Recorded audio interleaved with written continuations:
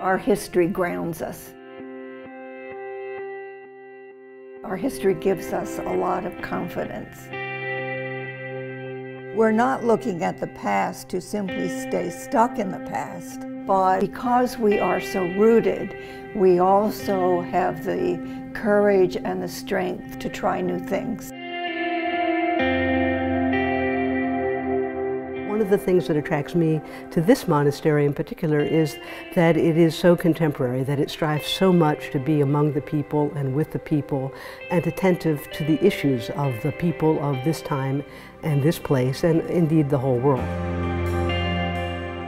Saint Teresa of Avila talks about the gaze. She tells us that we should look at Christ, who is looking at us with great love. And the belief that the transformative power of that time spent with Christ is being used in the world in whatever place that God feels it's most needed, that I don't have to know, what I'm praying for all the time, but that I just trust that God is using that prayer in wherever in the world it's most needed. Some of the things that we're encountering today in our world in terms of polarization and racial hatred and darkness, it can no longer find a place. More than many times in history, contemplatives have a very prominent place to play.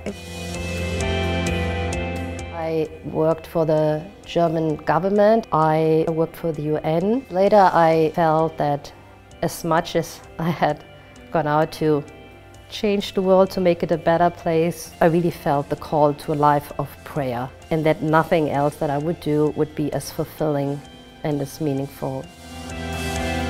I believe in prayer, and I picked up the phone one day and it was a woman asking for prayers for her son who was in the hospital.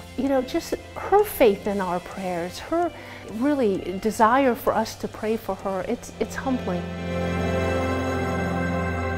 Even though Carmel has this great goal of communing with God, and union with God, and we talk about the contribution that it makes to the world today, it's still very important when we look at the smallness of our own feelings, that we realize that we grow very gradually. Come and see. See how we live. See how we love. See how we act out each day. I think our life is relevant because the world needs God, whether it knows it or not. We try to live in such a way that the energy of that life goes out beyond these walls and embraces the world.